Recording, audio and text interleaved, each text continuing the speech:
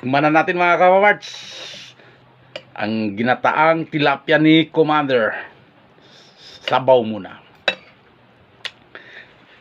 Takam na talaga ako dito mga kapaparts. Pag tilapia na nga, masarap talaga yung tilapia. Safford Jokes.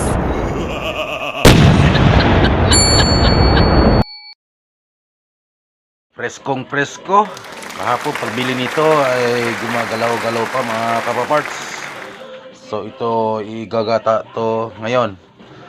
So abangan ang gata tilapia. So ito na mga kapaparts, tilapia. Ito ay luluto natin alang probinsya. So simpleng gata lang ang gagawin natin dito mga kapaparts. Gata pero masustansya yun kasi gata yun. So masarap to, mamaya tigman natin kung anong lasa. At iluluto nito ay walang iba kundi si Commander. Ayan si Commander mga kapaparts. Siya yung magluto mamaya. Kasi ako may pupuntahan pa. Basta masarap to, paborito to mga kapaparts ni Commander. Hindi ko alam kung bakit paborito talaga niya to. Kasi preskong presko daw. Kahapon buhay pa to, presko. So ngayon dapat iluto na to. So ito tilapyang Pilipinas mga kapaparts. Napakasarap. So buhay na buhay pa mga kapaparts, oh. Buhay pa sila, oh. Open pang mata. Nakabukas. So abangan mamaya mga kapaparts. Tilapyang Pilipinas. Let's cook tilapia. So ayun mga kapaparts, kitang-kita naman natin super linis na siya. Wow, presko, malinis na malinis. Ready na ito mga kapaparts para gawing nating gata. So ang gata gagamitin natin ay yung sa pouch na lang na galing sa merkado. Dahil wala man tayong niyog dito sa bahay, ito na gagamitin natin na fresh gata. Ayan, fresh gata. At may mga kunting ingredients lang dito. Alam probinsya lang talaga na may sibulyon, bawang at saka tanglad, luya.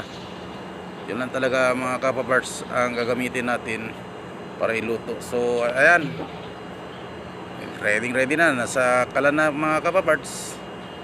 At si Commander naman ay umpisahan na iluto ang gata natin. O eto na.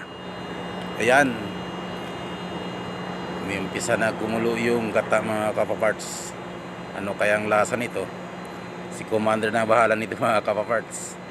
Kasi siya na naman ang magluto sa akin ngayon ng masarap daw na tilapia.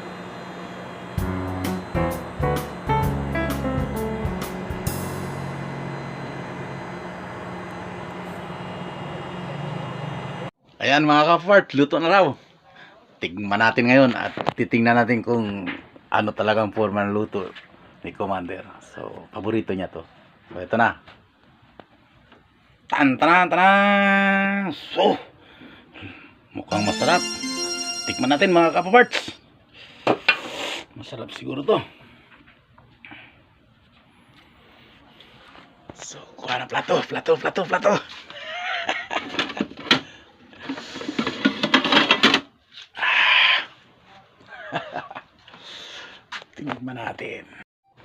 Tikman na natin mga kapaparts ang ginataang tilapia ni Commander.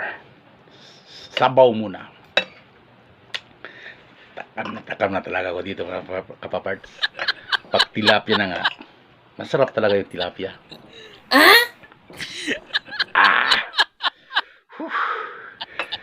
Napakasarap. Alam nyo ba yung tilapia, ang gusto ko nito ay yung ulo. Malambot kasi ang ulo ng tilapia mga kapaparts. Ayan, ang ulo. Kita nyo ang ulo.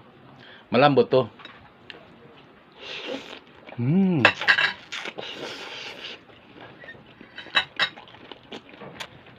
Sobrang sarap. At ang laman, preskong presko.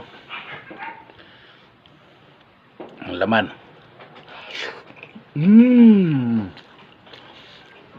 Ginataang alam probinsya. Ginataang tilapia. Talagang masarap pala talaga to, kapaparts. Presko, gata, walang duda sa sarap at masustansya. Mga kapaparts, hindi na dapat na magbili pa tayo ng mga isda na mahal masyado. Praktikal lang tayo. Ang importante ay presko siya at mura at masarap. So thanks God kasi may mga tilapia pa na nagbibenta dito sa atin. So thank you mga kapaparts sa walang sawang panonood dito sa cooking tutorial ni Paparts. So I wish you all God protected and happy ever. God bless and bye-bye.